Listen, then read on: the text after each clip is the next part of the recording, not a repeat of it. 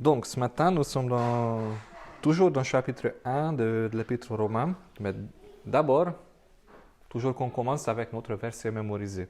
Est-ce que quelqu'un se souvient?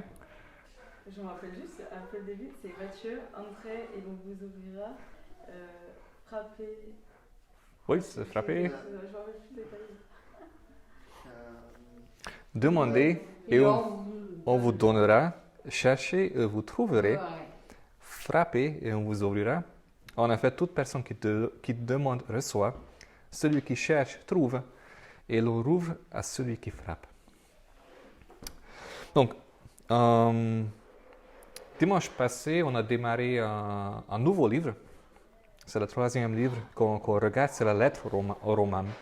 Donc, depuis septembre 2017, on a parcouru deux livres historiques dans la Bible. C'était 1 Samuel et puis l'évangile de Marc. Mais on trouve d'autres genres dans la Bible que ce n'est pas que des livres historiques. Il y a des livres poétiques, par exemple le psaume, le proverbe. Il y a des livres prophétiques, Ésaïe, Daniel, Apocalypse. Il y a des livres théologiques ou doctrinaux ou pastoraux aussi. Par exemple, l'Épître aux Romains, c'est un livre des doctrines. Donc, elle ne nous raconte pas une histoire avec les événements spécifiques, comme par exemple l'évangile de Marc, mais elle nous essaie de nous expliquer un peu le message de Dieu, le message de la croix avec des détails qu'on ne trouve pas forcément dans les histoires. Donc, l'auteur de l'Épître aux Romains, c'est l'apôtre Paul. Et même si Paul lui-même, il n'a jamais visité Rome auparavant, avant d'écrire, au moment qu'il a écrit cette lettre, il avait des amis chers dans cette église à Rome et il se souciait beaucoup de l'église, en fait des églises dans la ville. Donc il avait vraiment un désir de bénir les chrétiens qui étaient à Rome. Mais comme en ce moment, ce n'était pas possible pour lui, qu'on va voir ce matin, il en parle, ce n'était pas possible pour lui de le rendre visite, il a décidé d'écrire une lettre. Et c'est ça, la lettre aux Romains. Donc, on a regardé que les 7 premiers versets, c'était juste une petite introduction. Et ce qu'on va regarder ce matin, c'est toujours l'introduction. Et en 2 dimanches, c'est que l'introduction, et c'est très, très, très riche. On voit que déjà dans les premiers 7 versets, Paul déclare très clairement que son message principal est Jésus-Christ. Et parce que le message de Jésus-Christ est une bonne nouvelle. Et elle était déjà annoncée dans l'Ancien Testament par les prophètes. Et ce n'est pas quelque chose qui était inventé par les disciples dans le premier siècle. C'était quelque chose qui était déjà prophétisé bien avant, qui s'est accompli dans la personne de Jésus. Et on voit que Paul met Jésus au centre de sa lettre dès le 3e verset de l'Épître. Il proclame que Jésus n'est pas une personne ordinaire, mais il est 100% humain. Donc on trouve qu'il est descendant de David. Et il est aussi 100% Dieu en même temps. On trouve dans un verset 4 que doté de la nature et de la sainteté divine en même temps. Il y a une seule personne dans toute l'histoire de l'humanité qui a eu ces deux qualités, c'est Jésus. Et après avoir clarifié le message central de sa lettre, Paul évoque un deuxième grand sujet, la grâce. Donc, Jésus, la grâce. Et aujourd'hui, on va un peu commencer à regarder la paix. Mais ce sont les deux grands sujets qu'il évoque tout de suite, Jésus-Christ et la grâce. Et l'apôtre Paul connaît bien le concept de la grâce, parce qu'il s'appelait Saul avant, il s'appelait Saul. Il est un pharisien qui avait persécuté l'église de Jésus avant de rencontrer Jésus. Et c'est par pure grâce qu'il a pu rencontrer Jésus, qu'il est devenu chrétien, parce qu'il n'a vraiment pas mérité ça. Et c'était par grâce que Dieu lui a confié une responsabilité. Lui qui avait persécuté l'Église avant, il avait confié une responsabilité dans l'Église. Et c'était par grâce que Paul pouvait accomplir sa mission. Et on a vu que les étapes sont très importantes. Les étapes de la formation d'un disciple, qu'on voit dans le cas de Paul sont très importantes. D'abord, Dieu a offert sa grâce à Paul qui devait l'accepter. C'est déjà la première chose. C'est Dieu qui prend l'initiative. Nous répondons. C'est la première chose. Et après avoir accepté la grâce de Dieu, et avec ça, le salut, la vie éternelle, le Saint-Esprit et le droit d'être enfant de Dieu, et encore plein d'autres choses qui sont dans le corbeil, donc l'apôtre Paul a eu un appel et le mandat d'être l'apôtre de Dieu. Donc il a eu une mission. Dieu a appelé à faire quelque chose. Il a donné, on peut dire, un titre, parce que c'était beaucoup plus un style de vie qu'un titre. Et après, quand il a eu son titre, Dieu lui a donné une mission spécifique. Allez. C'était pas la même chose pour l'apôtre Pierre ou l'apôtre Jean. Ils avaient tous leur mission, leur appel spécifique. Mais c'est vraiment important de comprendre que Dieu veut d'abord travailler en nous et puis à travers de nous. Il nous prépare. Il nous donne sa grâce et quand enfin nous commençons à marcher dans cette grâce, il nous donne un appel, un désir et il nous donne le mandat et le pouvoir d'accomplir ce qu'il nous a mis dans notre cœur. Et on a vu aussi que le but des missions de Dieu, c'est toujours, c'est pas créer une structure, c'est pas créer des règles ou d'autres choses. C'est les humains, c'est toucher les vies, restaurer les vies, élever les gens. C'est toujours le but de Dieu. Dans n'importe quel appel qu'il nous donne, son but, c'est toujours là. Parce que faire connaître la bonne nouvelle, parce que c'est vraiment la bonne nouvelle, la grâce de Dieu et la personne de Jésus, qu'on a déjà étudié en Évangile de Marc, c'est ça qui a le pouvoir de faire sortir les gens de leur prison. Il n'y a pas d'autre pouvoir de le faire. Et c'est seul l'Évangile qui a le pouvoir pour restaurer les vies brisées. L'Évangile seul peut apporter de la vraie espérance. Que nous avons tous désespérément besoin. On a vu qu'en verset 7, on a terminé avec ça la dernière fois, que l'apôtre Paul a donné la salutation. La grâce et la paix vous soient données par Dieu. C'est en verset 7. Et on a vu que c'est dans cet ordre. Et l'ordre est très important.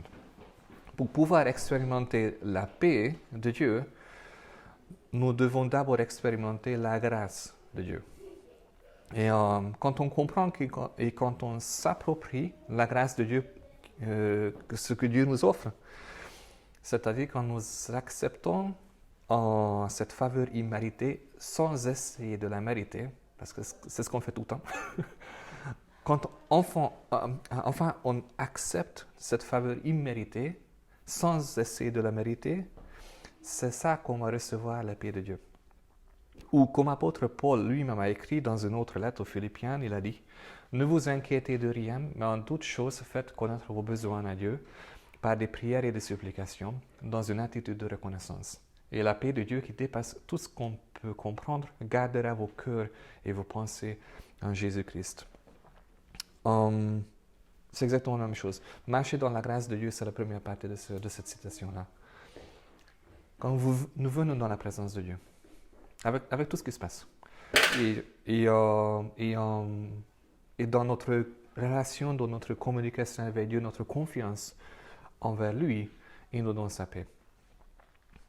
Donc on va reprendre à verset 8 ce matin et on va étudier plein de choses. On va voir l'amour de Paul pour les chrétiens à Rome. La plupart, il n'a même pas connu, mais il avait vraiment une affection sincère vis-à-vis de ces églises-là et une passion pour le salut, par la foi. On va voir quand même pas mal de choses, mais je vais d'abord prier avant qu'on se plonge dedans. Seigneur, cette lettre est vraiment, vraiment formidable et on voit un peu l'essentiel que tout ce que tu avais accompli sur la croix. Et on peut découvrir aussi la motivation du cœur de Paul, qui est un exemple pour nous à suivre.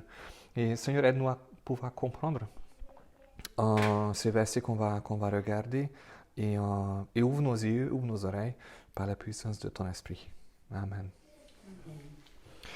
Donc, verset 8. On y va? Romains chapitre 1. Donc, on a tout au début.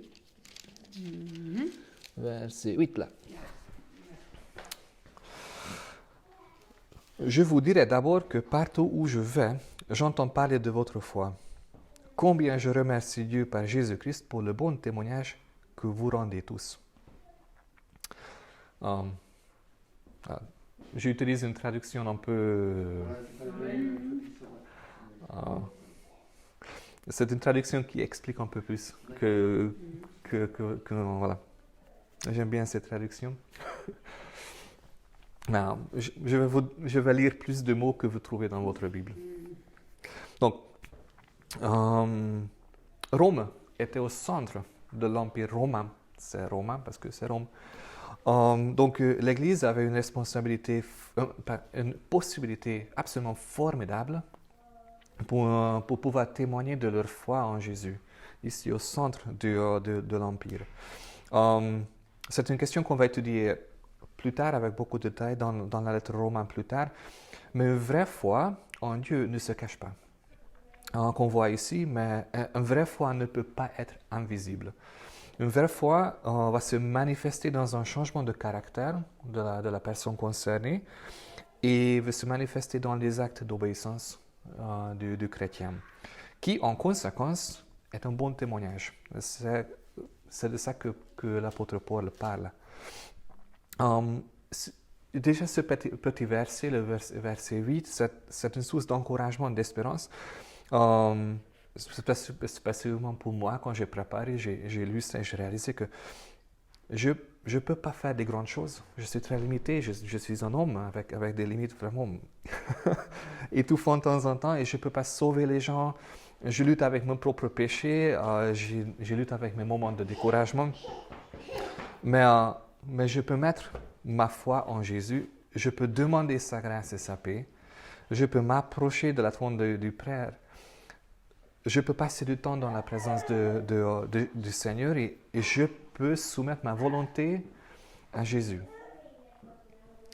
Je peux faire ça. Ça dépend de moi, ça dépend de ma volonté, de mon attitude. Et c'est tout ce qu'il faut. C'est tout ce qu'il faut pour être un disciple.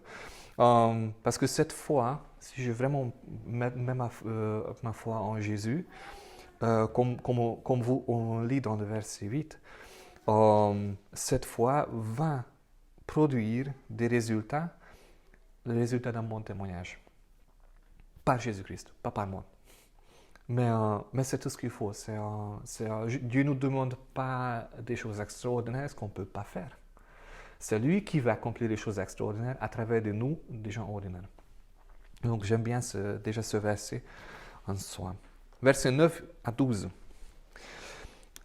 Je prie constamment pour vous. Dieu m'en est témoin. Lui qui je sers de toutes mes forces en proclamant la bonne nouvelle qui concerne son Fils. Je lui demande que si cela est conforme à sa volonté, il me donne l'occasion de vous rendre visite. Car j'ai le vif désir de vous voir et de vous faire votre connaissance. Je voudrais vous être en bénédiction, vous apporter quelques dons spirituels qui contribuent à votre stabilité dans la foi. Plus encore, nous pourrions mettre en commun nos expériences, nous enrichir, nous encourager ainsi mutuellement par notre foi.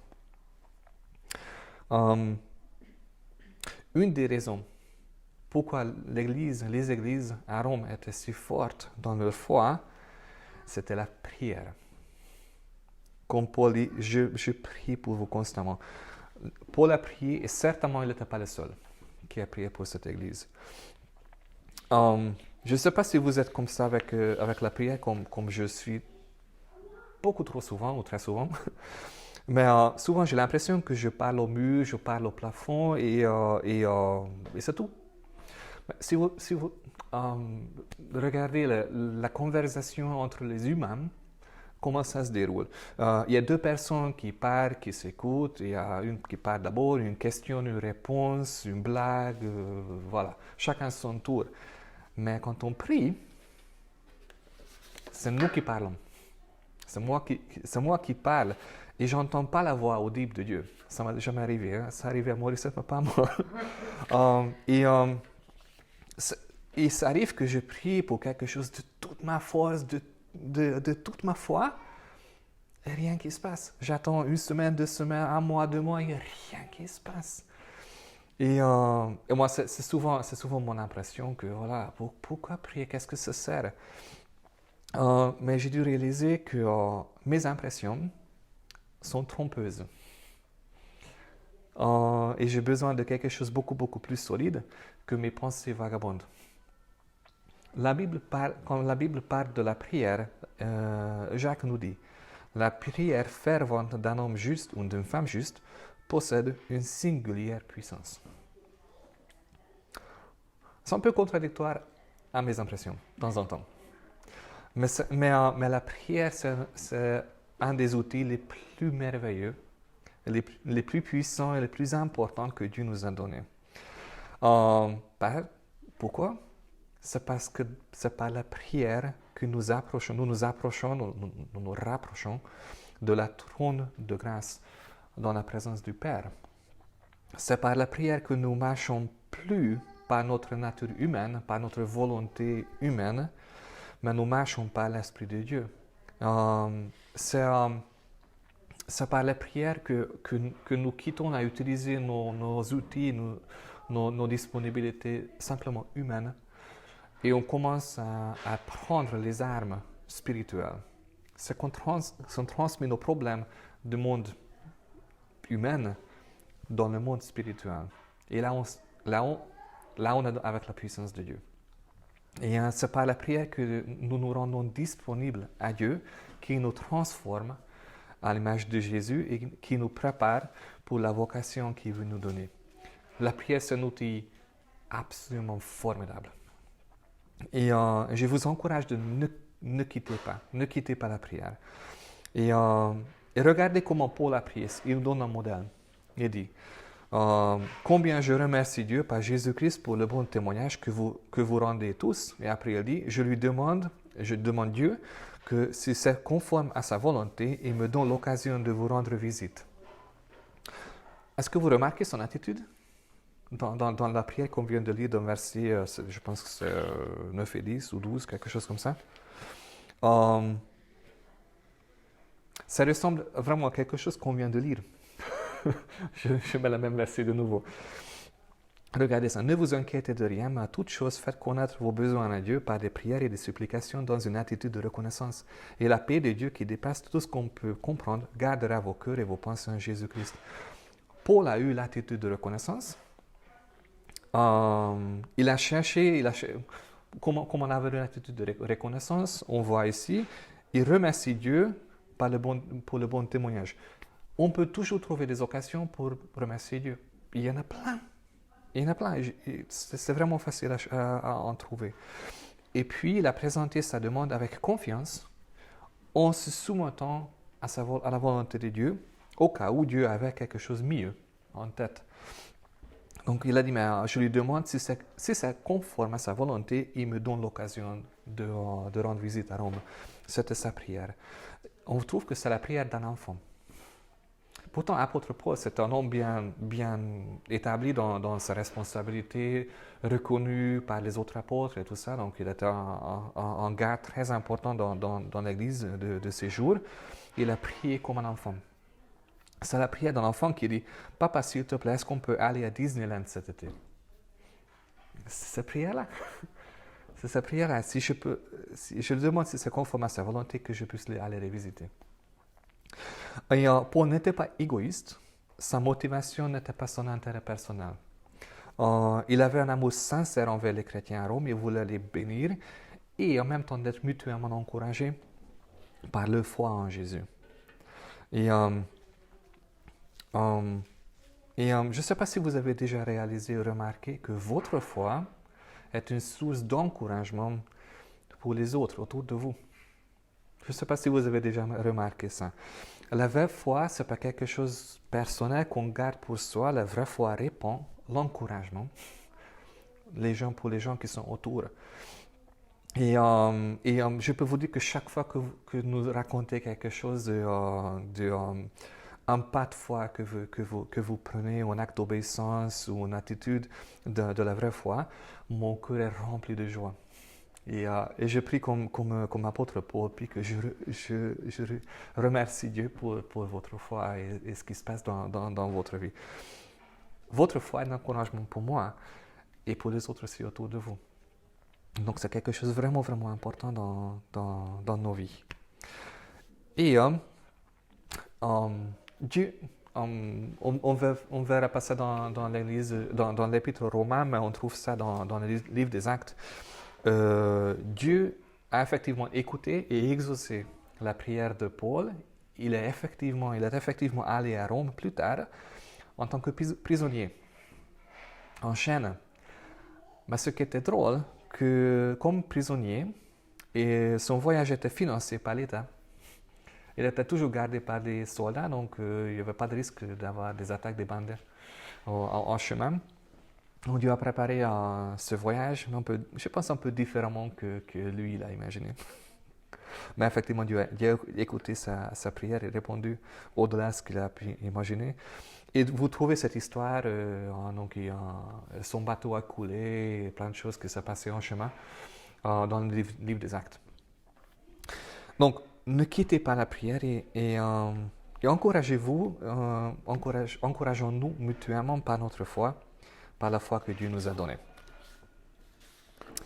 Versets 13 à 15. J'aimerais que vous sachiez, frères, que j'ai souvent formé le projet de me rendre auprès de vous, mais jusqu'à présent, je n'ai toujours été empêché. Je souhaite tant voir mûrir et pouvoir récolter quelques fruits parmi vous, comme j'ai eu le privilège de le faire parmi d'autres peuples. Tous les hommes ont droit à mon message. Je me sens en dette envers tous les peuples, civilisés ou non, instruits ou ignorants. Voilà pourquoi je désire aussi vous annoncer l'évangile à vous qui êtes à Rome. Donc, c'est intéressant que Paul a appris le pouvoir de remettre ses projets dans la main de Dieu et sans être trop frustré. Si Dieu avait quelque chose d'autre en tête.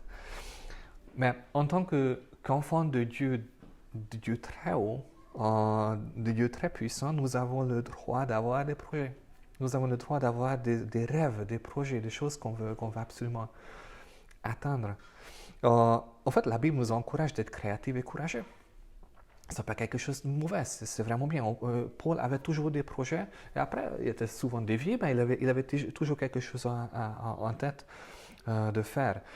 Mais ce texte nous encourage vraiment de faire ça avec une attitude de souplesse.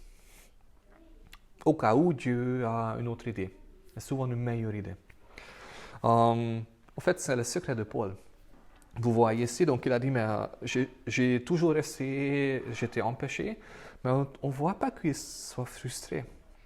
Il n'est pas frustré, il juste constate que j'ai essayé, mais ça n'a pas marché.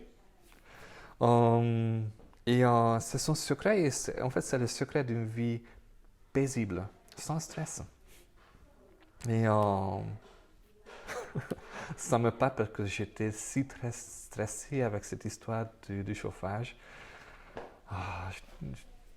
Je ne peux plus.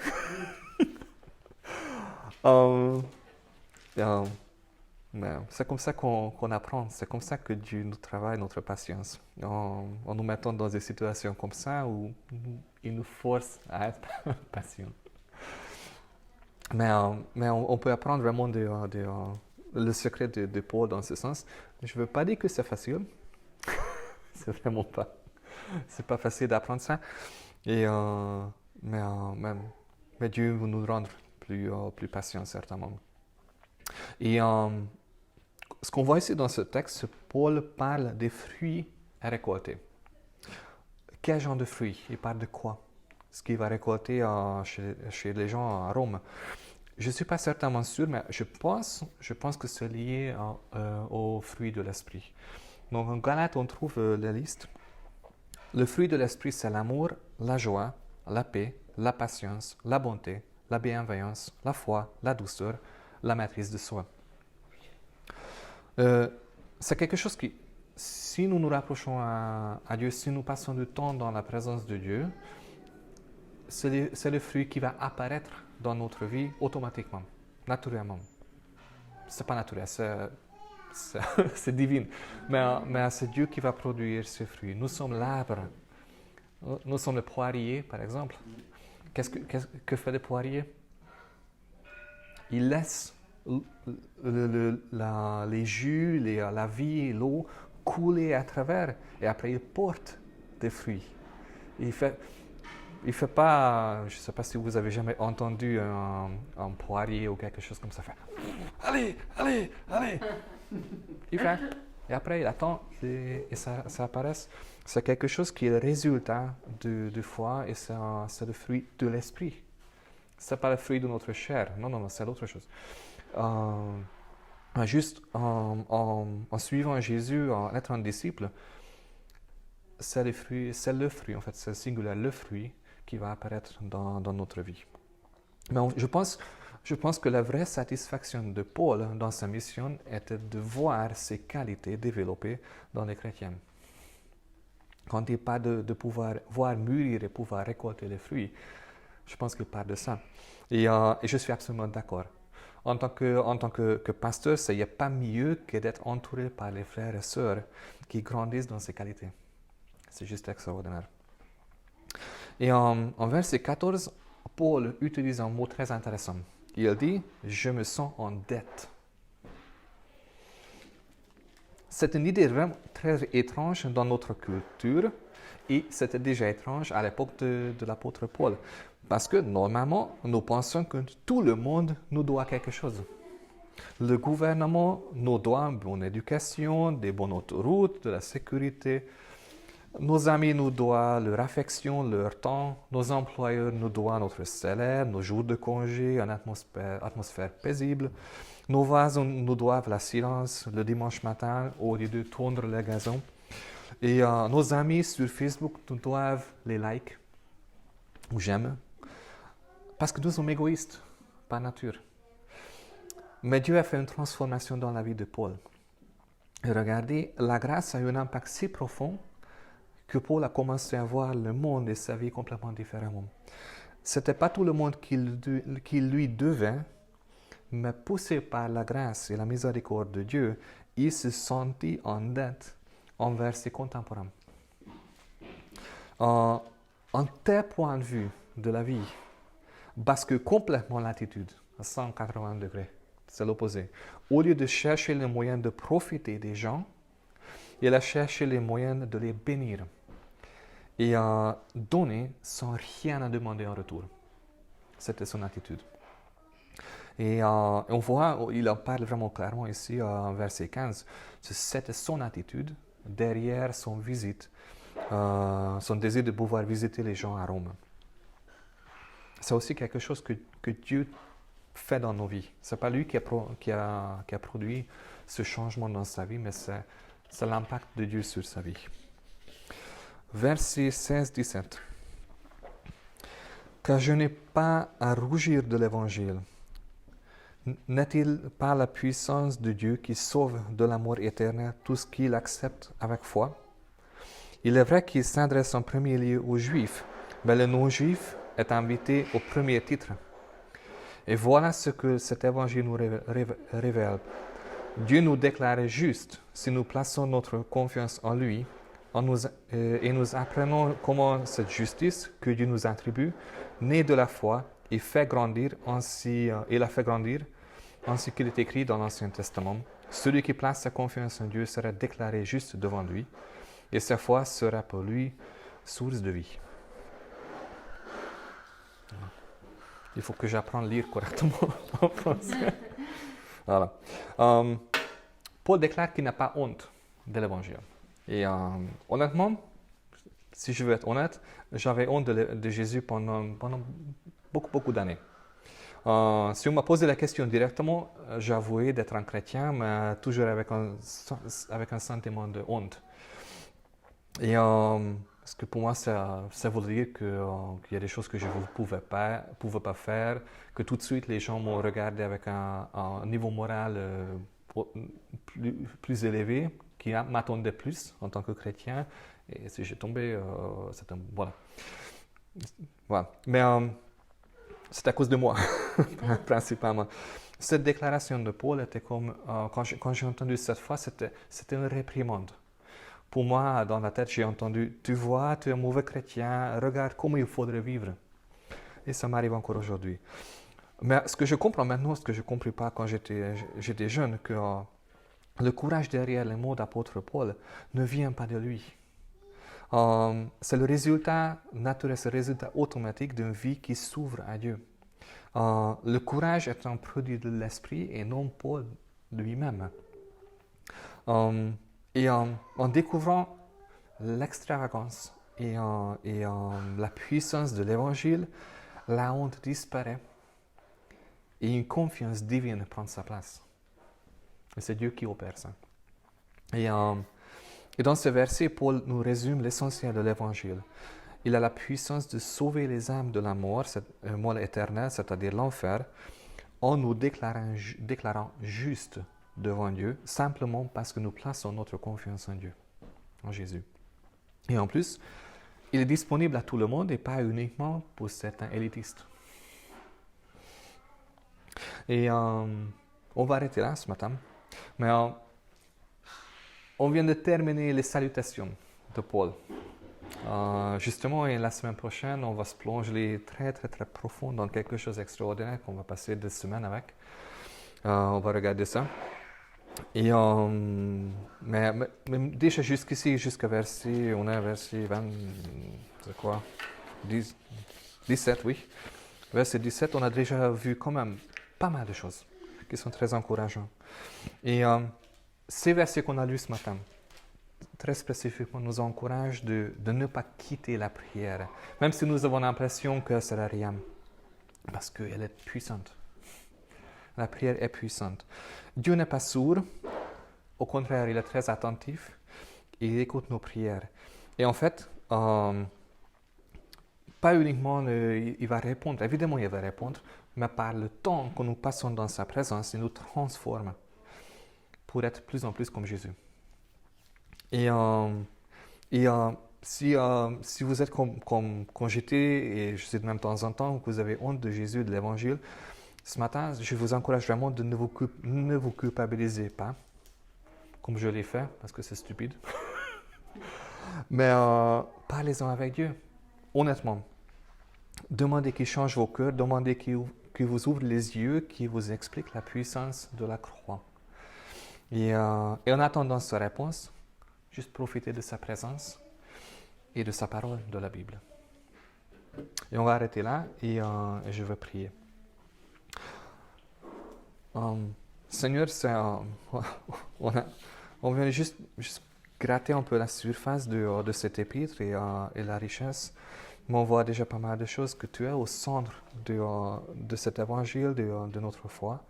Et c'est la grâce et la paix qui vient de toi, tu nous appelles à marcher par ton esprit. Seigneur, on veut découvrir plus ta grâce. Nous avons besoin de ta grâce. Pas uniquement quand nous avons donné notre vie à toi, mais nous avons besoin de ta grâce jour après jour. Et tu vois combien nos cœurs sont inquiets. Tu vois que souvent la peur ou l'angoisse prend le dessus. Mais merci parce que tu es celui qui nous tient dans ta main. Et tu nous donnes la possibilité de pouvoir venir dans ta présence par la prière, en s'appuyant sur ta grâce et en recevant ta paix. Nous avons besoin que tu nous enseignes comment toutes ces choses fonctionnent. Tu nous enseignes comment marcher dans tout ça. Et donne-nous une soif pour ta parole, donne-nous une soif pour ta présence. et donne-nous une attitude d'humilité, d'obéissance vis-à-vis de toi. Seigneur, je prie pour la semaine qui est devant nous. Je prie qu'on puisse expérimenter ta présence auprès de nous jour après jour. Qu'on puisse regarder à toi et on puisse juste profiter de la communion qu'on peut avoir avec toi jour après jour. Amen.